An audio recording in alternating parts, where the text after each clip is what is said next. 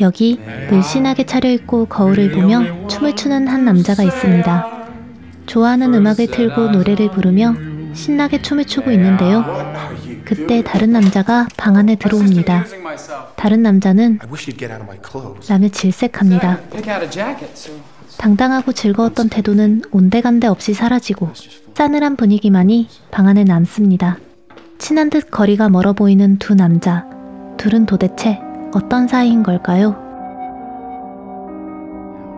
야외 공연장에서 피아노를 치고 있는 이 남자, 톰 리플리.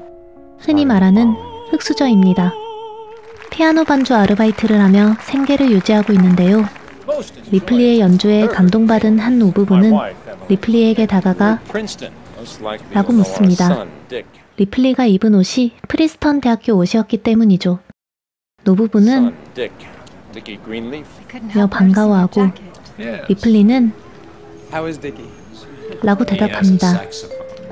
노부부와의 짧은 대화가 끝나고 리플리는 친구에게 뛰어가 입었던 옷을 벗어 건네는데요. 그렇습니다. 그 옷은 자기 것이 아닌 친구에게 빌린 것이었습니다.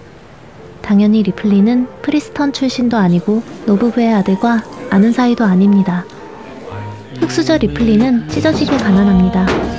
음악을 좋아하지만 공연을 볼 돈이 없어 공연장 아르바이트를 하며 커튼 뒤에서 겨우겨우 훔쳐보고 피아노 치기를 좋아하지만 언제나 남이 남기고 간 무대 위에서 잠깐 즐기는 수밖에 없습니다. 그것도 눈치 제대로 보면서 말이죠. 그러던 어느 날 리플리는 노부부와 다시 만나게 됩니다. 알고 보니 선박재벌인 이 남자는 리플리에게 아들 디키를 이탈리아에서 데리고 와달라고 부탁합니다.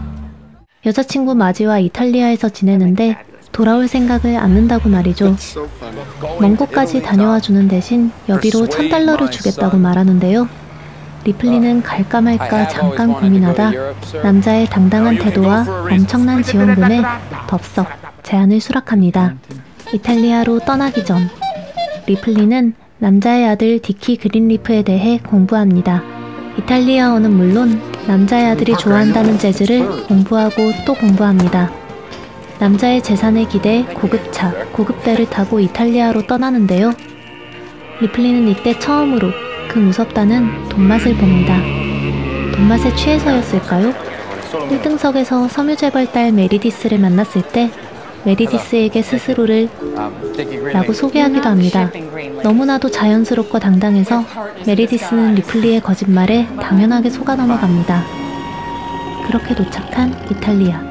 리플리는 디키에 대한 복습을 마저 끝내고 디키에게 의도적으로 다가갑니다. Dickie Greenleaf? It's Tom. Tom Ripley. We were at Princeton together.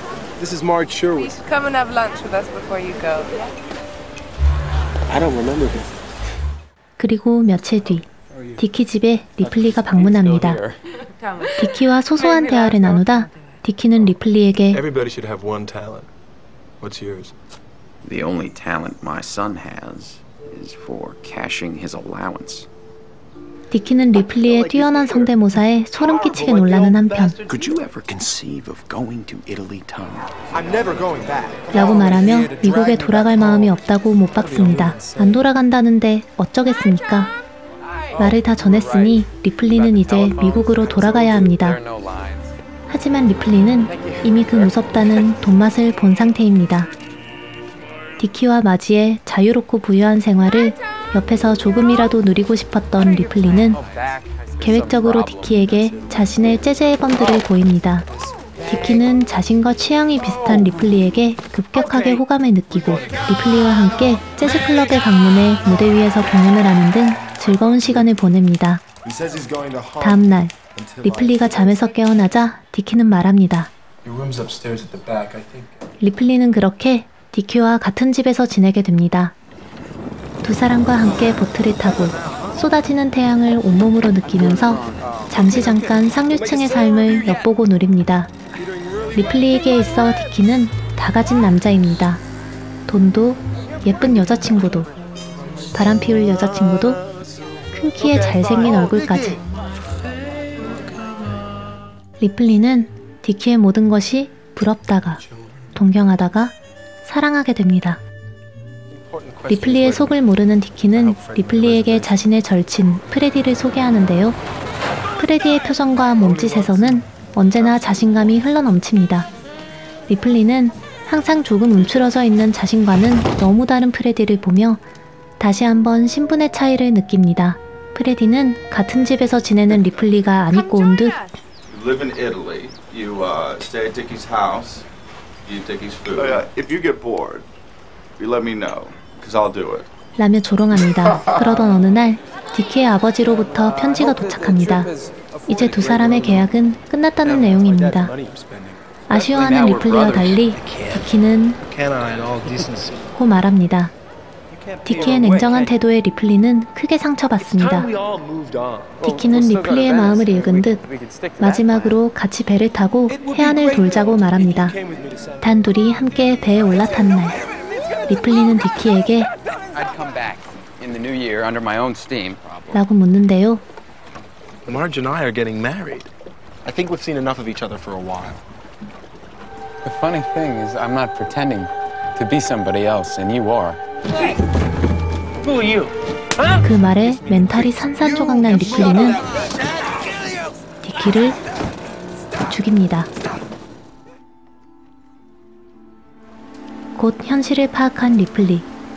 정신을 차려보니 자신은 살인자가 되어 있었고 육지에 도착하자마자 일단 호텔로 들어가는데요. 호텔 프론트맨이 리플리에게 라고 묻는 순간 리플리의 뇌는 빛과 같이 돌아갑니다.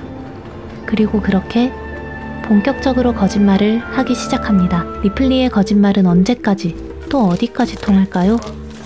우발적으로 친구를 죽였지만 그로 인해 친구의 돈과 신분을 모두 가지게 된 리플리는 앞으로 어떤 삶을 살아가게 되는 걸까요?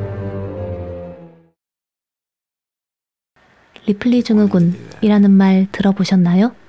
리플리 증후군이란 현실 세계는 뒤로하고 가공의 세계를 진실로 믿으며 거짓말을 일삼는 반사회적 인격장애라고 합니다. 리플리 증후군이라는 단어는 원작 소설 재능 있는 리플리의 주인공 이름에서 유래되었다고 하는데요. 1960년에 알랑드롱 주연의 영화 태양은 가득히로 이미 한번 영화화된 적이 있기도 하죠.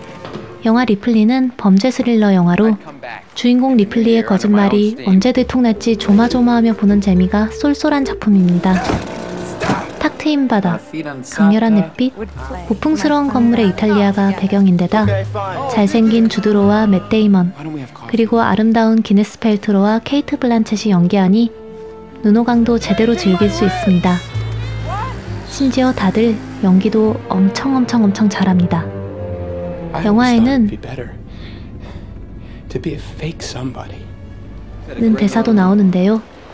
현대사회는 신분 차이가 없다지만 금수저, 흑수저라는 말이 유행하는 것을 보면 꼭 그렇지도 않은 듯하죠.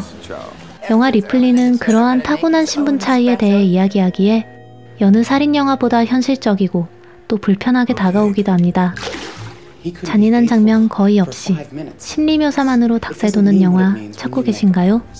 그렇다면 영화 리플리 한번 보시는 건 어떨까요? 조용하지만 깊이 영화에 몰입한 자신을 발견할 수 있을지도 모르겠습니다. 지금까지 무비피로였습니다.